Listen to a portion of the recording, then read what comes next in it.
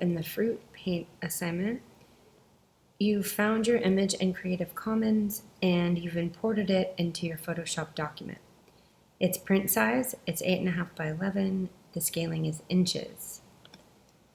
To get the image here, I went to File, Place Embedded, and as you can see, the default now for Photoshop is to place it onto the canvas as a smart object.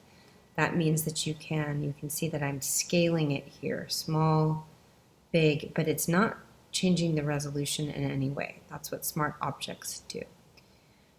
So I moved it around on the canvas to be where I want it to be. And then if I changed it again here, so I need to do the check mark. And I'm going to work on top of it.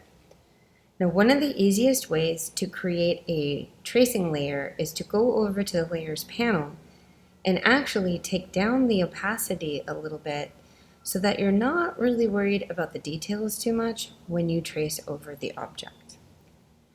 I can also rename this my source image if I'd like, because if I end up with a lot of layers, that might get a little confusing.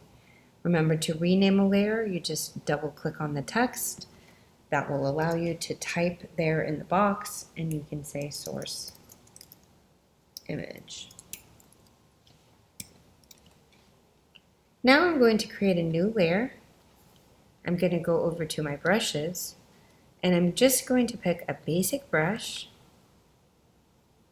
You can go into maybe some of the dry media or drawing brushes, Kyle's Ultimate here, and your basic grayscale color, something graphite that I can see. And I'm going to work on layer 1, tracing my image.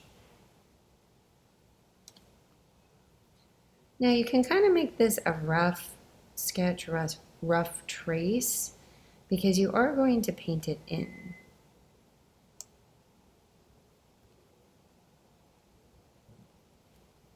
Okay, I can always do back, undo brush tool if I've made a mistake. The other way that you can always go back in time with your page is to bring up the history panel, and you can always click on the last step, and you can click on these and delete up to where you want to go. So there's a few ways that you can get rid of marks that you made. You can also use an eraser tool. So I can use that to get rid of marks I don't like and draw over. I'm going to show you how that works. See? It works just like your basic eraser. You'll find over time what works best for you. If you want to do undo, if you're more interested in using an eraser, I tend to like using an eraser because it's more like drawing. When I'm drawing the fruit part, you can see again it's a rough sketch. I'm going to also draw where the highlights are, so where the colors really change, because that's going to make it a little easier when I painted it.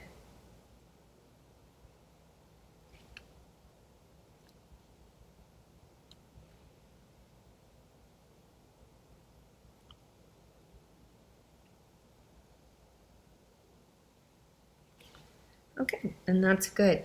If I'm not sure how well I did with the line drawing, if I don't know if I have enough, I can just toggle the visibility on the source image by pressing this eyeball, and I can see what my drawing looks like.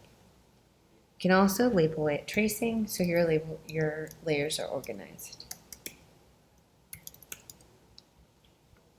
So now I'm going to go back to the layers panel. I'm going to create a new layer, and again, much like the sphere and the drop shadow, I'm going to drop this layer underneath my tracing layer so I can still see my lines when I'm adding color.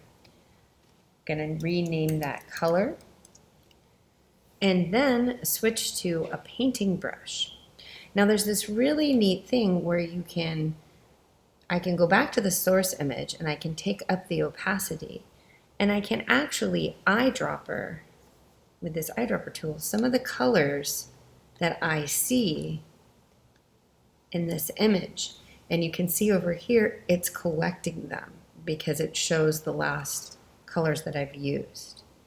So I could just kind of run through and kind of create a swatch panel just by clicking through my image. So when I get to painting, I don't really have to have this at full opacity. Go up to the color layer. Again, at source image, step back one there. I'm going to take down the color so it's not in my way.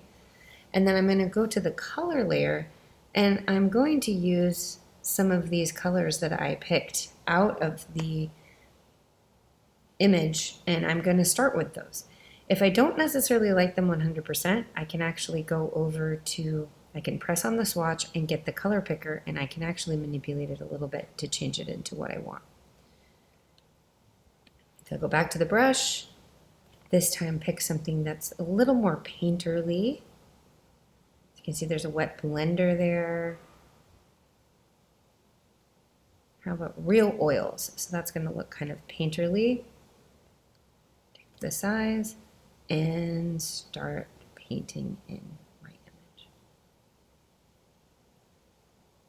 And that's the fruit paint. You'll just want to work on this until you get a nice little painting of the fruit, something that you like. You can make it realistic, or you can make it a little more impressionistic, however you want to do it. You can see this blender works really nicely to get painterly effects. It feels a little more naturalistic. You can see here, switch over to the oils again and kind of go into my darker area and then blend, so on and so forth. And again, if it's just too dark or I feel like another color would be better, you can go in there and change it with the slider. Again, you can also change the mix, the flow, and also the opacity here.